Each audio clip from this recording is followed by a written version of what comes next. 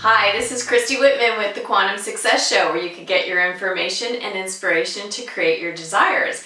And I received an email with a request for today's show. So I want to read you this email. Hello, I've never done anything like this before, an email request or contact someone I don't know, but I guess there's a first time for everything. I haven't even requested a song on the radio. With that being said, I'm a loyal follower of you and your teachings and hope to someday, before too long, complete your QSCA program. Cool, awesome, and thank you for following. I've been trying to do a lot of self-work lately in order to move past some things, and while doing so, often think about things I hear in your Magnetic Monday videos. I am wondering if you could ever consider doing an edition on how to set an intention. So that's what this show is all about, is how to set an intention. The last video I watched, you spoke of how you set an intention of having 50 people sign up for your first full course that you did your coaching program. How did you set it? Did you write it? Did you think it? When you write it or say it, do you say it as if it's happened or it's something in the future? So for example, I have 50 people signed up for my course, or I will have 50 people signed up for my course. I would love some guidance in this area and would love to hear your view and instruction on the subject. All the best, Jennifer McKenney. So Jennifer, this one's for you, and I know that if you're having this question, if you're thinking this, then there's a lot of other people that are too. So I'm happy to give you my insight on setting intentions. And it was funny because when I received this email, I was actually in San Diego, and Frederick and I flew to San Diego for a networking event, and I had told him a week prior that it's really my intention going into this event to really connect on a deeper level to several people. And I named those people. Natalie and Glenn Ledwell from my movies was one of them. I really wanted to continue our friendship. And then I said, I really want to connect deeper with Bob Doyle. Love that man. Thank you, Bob. Margaret Lynch, just an amazing woman. And then there's a couple people that, Beth Davis, who I've known for years, have partnered with for years, supported her work, she supported my work, but I've never actually met her in person. And then Lisa Setsovich, we've never met. So I told Frederick, there's 4 people I really want to connect with beyond Glenn and Natalie, and that's Bob Doyle, Margaret Lynch, Lisa Setsovich, and also Beth Davis. So we're at the event, we're having lunch, and I'm sitting there, and all of a sudden I'm looking around the table, and I'm going, oh my gosh, and I bump Frederick, and I'm like, check this out. We're sitting at the table with Bob Doyle, Margaret Lynch, Lisa Setsovich, and Beth Davis. And it was so funny because I'm like, I love law of attraction, and it never ceases to surprise and delight me, even after all of these years, for something simple like that. So I thought, okay, what did I do to help Jennifer and to all the other people that are listening and watching? How did I set that intention? What did I do? What do I do when I set an intention for even bigger things, like goals that I have and things like that? So what I always do, and yes, you can definitely write down an intention. Writing anything down, whether it's a goal, a vision, an intention, always makes it real and as a manifestation in the physical universe, because now it's not just in your head. So for me, I find that either communicating it to someone, like I did with Frederick, that's step one, or writing it down. I love having a journal. I always write intentions in my journal because it becomes a manifestation that way. But I can also say it in my head. So it's first getting really clear on what it is that you want. What are you intending to create?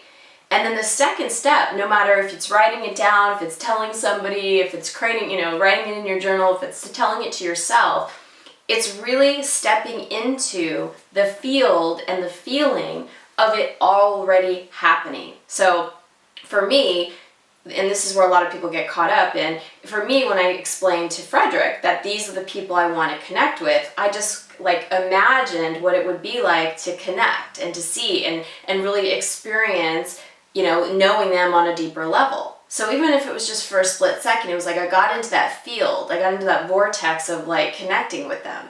So it's like the energy had already started in motion of me connecting with those people. When I was creating the QSCA in the first class, which is what you're referring to, is I felt what it felt like to have 50 students in the class.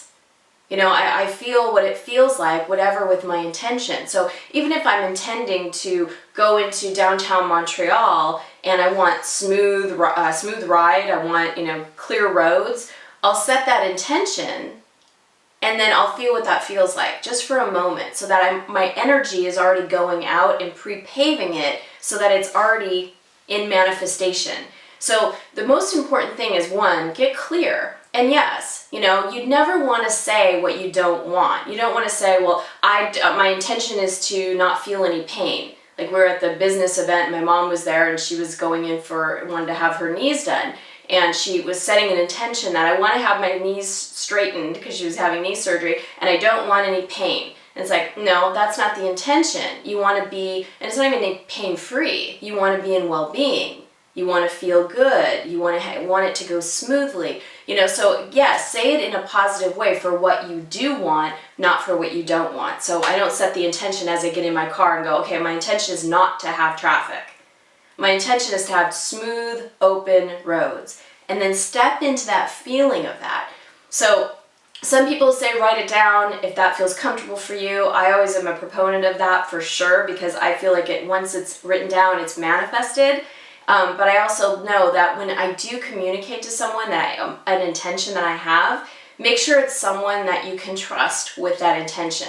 Because if say I was giving that intention to, I don't know, someone that believed that couldn't happen, and then they kind of went, well, yeah, good luck with that. Or, they kind of put a little bit of spoil energy on it or negativity. It's not about them. It's about how I might, in my not being neutral, how I might take that in and then start having doubt within myself. So I know that Frederick is a safe space, and I know that he knows the power of manifesting that I have, in that he's witnessed me many times in my life to go, say, I intend to connect with this person, and not have him go, yeah, right, good luck on that. He knows how I can manifest, and he supports my manifestations and my intentions. So I know that Frederick is a safe space. So just be careful, just be aware of when you are communicating with someone, what your intentions are. That's why coaches are amazing, because coaches are always there to, really hold your highest vision for you and encourage you, and really make sure that there's a lot of great energy around whatever you're intending to put out there. A great book I would definitely recommend. Love Dr. Wayne Dyer. He's amazing. He wrote a book called The Power of Intention, and in that book is really about getting into that field of what intention is. And I highly recommend, if you've never read it, if you pick one up, if you've read it before, revisit it, because where you are today is very different from probably where you were 6 months ago, or even a year ago, or 5 years ago, or 8 years ago, whenever the book came out. I know it was like 7-8 years ago.